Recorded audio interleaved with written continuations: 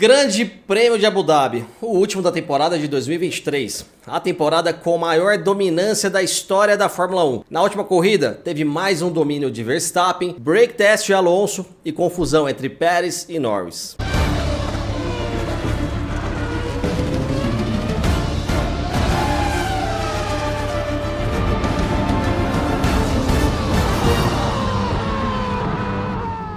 Começando comentando o primeiro treino, quando tivemos 10 novatos e entre eles o brasileiro Felipe Drugovich, que fez um trabalho excelente. Por regulamento, as equipes precisam usar pilotos que nunca fizeram uma corrida de Fórmula 1 em pelo menos 2 treinos oficiais da temporada. A grande maioria dos times deixaram para fazer isso na última etapa, quando tudo já estivesse mais definido. E por isso, essa quantidade enorme de novatos. A Red Bull, por exemplo, foi a primeira vez no ano que alguém além de Pérez e Verstappen sentou no RB19 e por isso precisou ser nos 2 carros no mesmo treino. Falando do Drugovich, ele foi muito bem, fez alguns testes aerodinâmicos no início e depois algumas voltas rápidas para ver o desempenho. Conseguiu o segundo tempo no geral, apenas a 2 décimos do primeiro e quase 3 décimos mais rápido que o Stroll, seu companheiro de equipe no treino. Mais justiça seja feita, o Stroll vinha mais rápido e errou no último setor. Na telemetria dá pra ver que até o erro do Stroll, ele era cerca de 1,5 décimo mais rápido que o Drugovich. O Drugo perde um pouquinho a cada freada, é super normal, precisa ganhar mais confiança com o carro, andou muito pouco nesse carro. Mas independente disso, estamos comparando um piloto com 7 temporadas de Fórmula 1 que andou 21 corridas com esse carro contra um novato que nunca alinhou um Fórmula 1 em uma corrida. O normal seria o Stroll ser pelo menos meio segundo mais rápido nos primeiros treinos até o Drugo se ambientar. Foi muito impressionante e sem cometer nenhum erro. Esse tipo de performance é muito importante não só para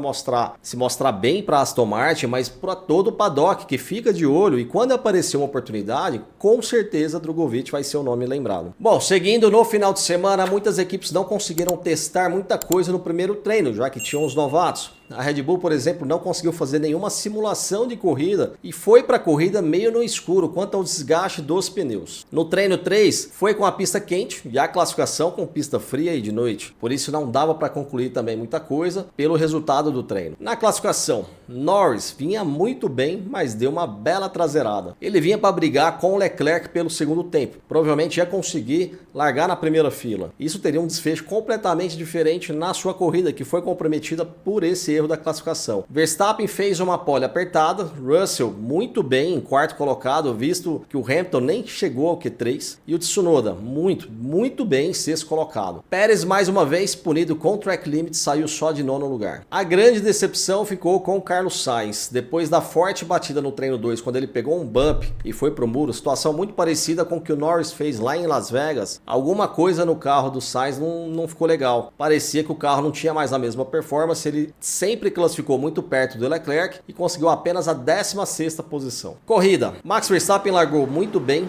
e Leclerc poderia ter sido um pouco mais agressivo na freada. Mais uma vez, Leclerc passivo até demais. Acabou freando muito cedo e respeitando Max Verstappen. A Ferrari, como vimos neste ano, o ano inteiro, ela ganha temperatura muito rápido nos pneus, o que é uma vantagem na classificação e uma desvantagem na corrida. Mas isso deu ao Leclerc a oportunidade de atacar o Verstappen por 2 vezes na primeira volta. Ele não conseguiu fazer ultrapassagem, aí Verstappen já foi colocando temperatura nos pneus e começou a abrir o suficiente para manter o Leclerc fora da zona de DRS. Max Verstappen controlou essa distância toda a corrida, já que não precisava ser mais rápido que isso. Ele vinha segurando o ritmo de uma forma em que ele não desgastasse muito os pneus e mantinha o Leclerc fora do DRS. Vimos isso o ano inteiro acontecendo. A corrida em si foi bem morna, sem possibilidade de briga entre os 3 primeiros. Então vamos às polêmicas. Na primeira delas, o suposto break test de Fernando Alonso contra o Hamilton. E sim, ele fez o break test. Break test, ou teste de freio, é quando o piloto freia no meio da reta, longe da zona normal de frenagem. E isso é proibido e muito perigoso quando tem um carro atrás. Alonso e Hamilton disputavam a 7ª e 8ª posição. Hamilton, que vinha atrás, parou no box na volta 35 e Alonso na volta seguinte para não tomar um undercut. Quando Alonso saiu do box, ele viu o Hamilton se aproximando muito rápido. E o problema para Alonso é que a saída de box em Abu Dhabi acontece na curva 3 e na sequência tem uma reta com a linha de detecção da primeira zona de DRS. A estratégia de Alonso não era causar um acidente, mas ele sabia que sua única chance de não ser ultrapassado era não deixar o Hamilton abrir o DRS na reta seguinte. Alonso, para tentar fazer Hamilton ultrapassar ultrapassá-lo antes da linha de detecção, tirou o pé do acelerador e freou no meio da reta a 278 km por hora. Ele chega a puxar para fora da pista para dar passagem para o Hamilton e tentar evitar um acidente. Lewis Hamilton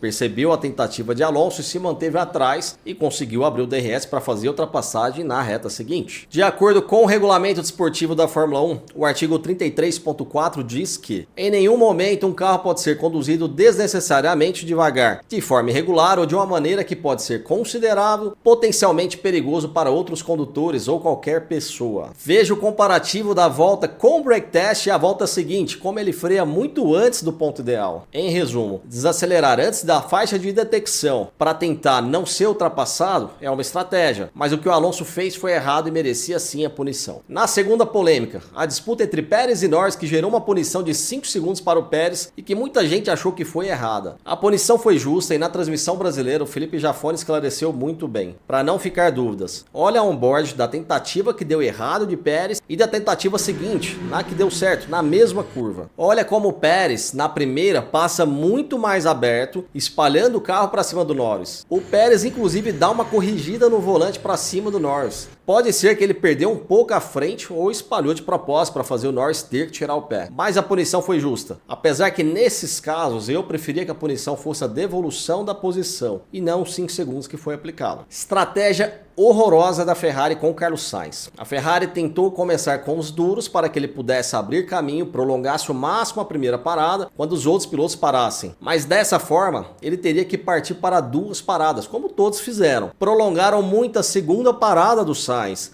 a ponto dele ter que ficar esperando um safety car para tentar diminuir esse prejuízo. Safety car é esse que nunca apareceu e a Ferrari viu como a única opção parar o Sainz na última volta, colocar um macio e terminar com apenas a 18ª posição, jogando fora o vice-campeonato de construtores da Ferrari. E no final tivemos ainda uma brilhante tentativa de Leclerc que facilitou a vida para o Pérez, que tinha uma punição de 5 segundos para tentar fazê-lo abrir essa vantagem em relação ao Russell, que vinha logo atrás, e com isso tentar pontuar mais pela Ferrari, já que o Russell terminaria uma posição abaixo. Acabou não funcionando por 1.1 segundo, mas foi genial o Leclerc pensar nisso no final de uma corrida com todo o desgaste físico e mental. Mais uma vitória tranquila de Max Verstappen, dessa vez com quase 18 segundos de vantagem. Que fenômeno! Que performance vimos desse conjunto Verstappen e RB19 neste ano? Alguns dos recordes de Max Verstappen nessa temporada. Mais vitórias com 19 em 22, totalizando 86,36% de aproveitamento. Mais pódios, sendo 21, mais pontos, 575, maior número de voltas lideradas da história, 1003, maior percentual de voltas lideradas, 75,7%, maior número de hat-tricks, pole, vitória e volta mais rápida, 6. O carro RB19 simplesmente bateu o recorde da lendária MP4/4 de Senna e Prost em 88, quando também perderam apenas uma corrida na temporada. Só que neste ano, por ter mais corridas, eles venceram 21 de 22, alcançando 95,4% de aproveitamento, enquanto a McLaren de 88 teve 93,75%. É impressionante, vai ficar na história. Verstappen chegou a 54 vitórias na carreira, já é o terceiro maior vencedor de todos os tempos e com apenas 26 anos. O campeonato de construtores terminou assim: Mercedes se mantendo na segunda colocação, McLaren reagiu muito forte na segunda metade e superou Aston Martin. Williams, graças ao álbum, se colocando ali logo atrás da Alpine. E a maior decepção entre os times fica com a Alfa Romeo, que se despede da Fórmula 1 de uma forma melancólica. A equipe para 2024 volta a se chamar Sauber e até agora segue de pé um novo parceiro, Audi, que entra a partir de 2026. A Haas, que fez ótimas classificações, não teve o mesmo rendimento nas corridas e isso converteu na falta de pontos, terminando na última colocação. Já o campeonato dos pilotos, uma reviravolta na última corrida. Sainz, que disputava a 4ª posição, empatado com o outro espanhol, Fernando Alonso, por não pontuar em Abu Dhabi, caiu para a 7ª posição, terminando atrás seu companheiro